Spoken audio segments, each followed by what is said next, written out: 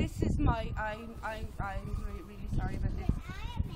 Right, type in NAMA, right? Type in NAMA into your computer, and then type in the Rothschilds. Yeah. Right, just do that. The Rothschilds are running NAMA.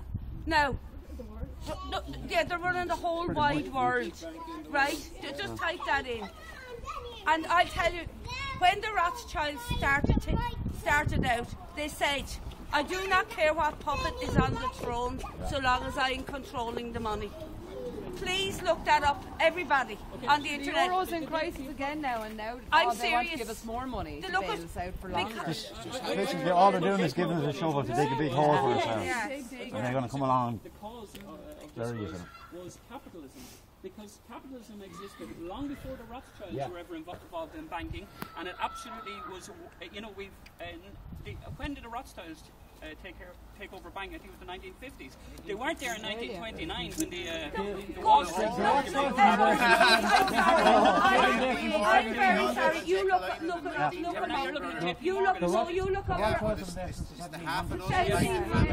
And if you think about if you think about the South Sea bubble, if you think about the tulip crisis in Amsterdam, when they told everybody the French Revolution. The French Revolution. You look up the Second and First World War. Who backed the First World War? They backed them on both sides. They backed Napoleon. They sent agents out to give Napoleon money to people going to attack Russia. Another thing they did. Look, don't take my word for it. I'm not saying that. But there's very little we can do about identifying who the cause of the criminals behind world banking are. Obviously, yes, the banks in the world have a lot of control. But I tend to be with yourself on focusing on who the real enemy here in Ireland are at the minute. That's the IMF. But it's not Ireland, you see. I know, but we can't do anything. Like the British people this week, the public sector had a massive generous strike in the public sector. That's what they're doing. The people of Greece, had a generous strike during the week. People of Portugal, we can't do anything else. What we need to do actually is to be building ourselves up, forcing these guys to call a general strike here. That's what we do. Because and be an example for other countries in the world.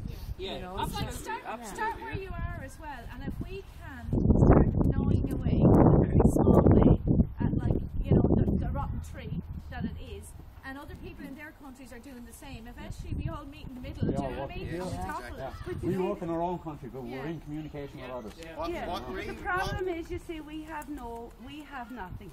We never conquered anywhere. We are not. Oh, never mind. Not our style. You know. Listen, okay, what happens if the euro fails? What happens to Ireland then? Well, if the euro fails, it depends on what we as a nation react. What we really need to gain control of our own future as a nation is we need to get back control of printing our own currency. And we decide what it's worth. Not what some fucking, pardon my French, what some stock market decides it's worth. Okay, just on that, Ronan, that's not you know, that's something that we're going to have a debate about, because having control of your own currency still means you're still under the same system and you're dominated by the same markets. To be honest, if we went back to the punt tomorrow, and we had to tag ourselves to a different currency rather than the euro, well, then our debt would actually rise. If we devalue by 10%, then our debt rises by 10%. We're further in the mess. So this is a problem with the whole system of capitalism, that they have made slaves out of people. Now, this is what we need to fight back on. You know, it's okay to say, give the call for a nationhood and our own currency and sovereignty over our own currency. But unfortunately, we're in a situation now where we can't actually go back to the punt. They have us trapped in that situation.